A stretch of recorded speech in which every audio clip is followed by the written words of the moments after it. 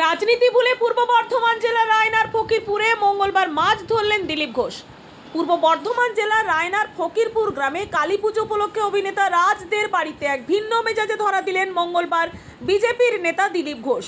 রাজনীতির মঞ্চ ছেড়ে এদিন তাকে দেখা গেল পুকুর পাড়ে মাছ ধরতে। স্বপ্নের বাড়ি মানে স্বপ্ননীর কলোনি। এবার বর্ধমান রেলওয়ে স্টেশন থেকে 6 কিলোমিটার এবং নবাহাট মোড় থেকে মাত্র 5 কিলোমিটার দূরত্বের মধ্যে ও সম্পূর্ণ মনোরম পরিবেশে আপনার স্বপ্নের বাড়ি বানিয়ে নিন। প্রতি কাঠা শুধুমাত্র 99,999 টাকা থেকে। থাকছে লোনের সুবিধা।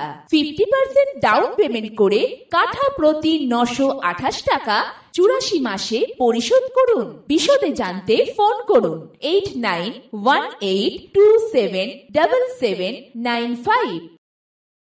তার সঙ্গে ছিলেন অভিনেতা তথা বিজেপি নেতা রুদ্রনীল ঘোষ, বিজেপি রাজ্য মুখপাত্র রাজশ্রী লাহিড়ী, বিজেপির পূর্ব বর্ধমান জেলা সভাপতি অভিজিৎ তা, বিজেপি নেতা পিন্টু শাম এবং রায়না ও খণ্ডঘোষের একাধিক স্থানীয় নেতা নেত্রী। দিলীপ ঘোষের মাছ ধরা দেখতে পুকুর পাড়ে ভিড় জমিয়েছিলেন গ্রামের আত্মীয় স্বজন এবং স্থানীয়রা। সংবাদ মাধ্যমকে তিনি কোনো রকমের মন্তব্য করতে রাজি হননি। শুধু বলেন সবসময় রাজনীতি নয়।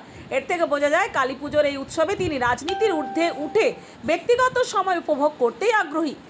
কেমন কাটলো আপনাদের? কে কে ছিল আজকে আমাদের এখানে? আজকে আমাদের খুবই খুশির দিন। কালকে রাতে এখানে রক্ষাকালী পুজো হয়েছে সিমলা মায়ের। তো আজকে আমাদের প্রাক্তন রাজ্য সভাপতি আমাদের বিজেপির নেতা দিলীপ ঘোষ এসেছিলেন, বিজেপি নেতা রুদ্রনীল দা এসেছিলেন, রাজশ্রী দা এসেছিলেন।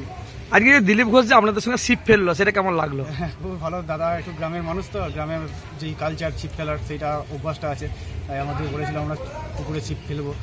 তো দাদা মাছ ধরছিল আজকে। আপনার নাম? আমার নাম কৌশিক দাস। দাদা আজকে আমরা কোথায় জড়ো হয়েছিলেন এবং কি জন্য জড়ো হয়েছিলেন? আজকে আমরা রায়না বিধানসভার 3 নম্বর মণ্ডলে ফকিরপুরে সবাই মিলে জড়ো হয়েছি। আজকে আমাদের কেন্দ্রীয় নেতা দিলীপ মহাশয় এসেছেন এবং ওনার সঙ্গে এসেছেন রাজশ্রী লাহিড়ী মহাশয় এবং এসেছেন আমাদের যে অভিনেতা রুদ্রনীল মহাশয় এসেছেন কালী পুজো উপলক্ষে এবং তিনি এখানে এসে কালী পুজো দিয়েছেন। আবার এখানে আমাদের যে পাশে যে পুকুর আছে সেখানে ছিপ ফেলেছেন, সবাইকার সঙ্গে আলোচনা করেছেন, কথা বলেছেন গ্রামবাসীদের সঙ্গে। কেমন লাগলো এই একগুচ্ছ নেতা এখানে উপস্থিত? এটা তো আমাদের কাছে একটা বিশাল পাওনা, রায়না মানুষদের কাছে, বিশেষ করে ফকিরপুর শেয়ারা বাজার মানুষদের কাছে এটা একটা বিশাল পাওনা, বাড়তি পাওনা। আমরা খুবই আপ্লুত এবং গর্বিত।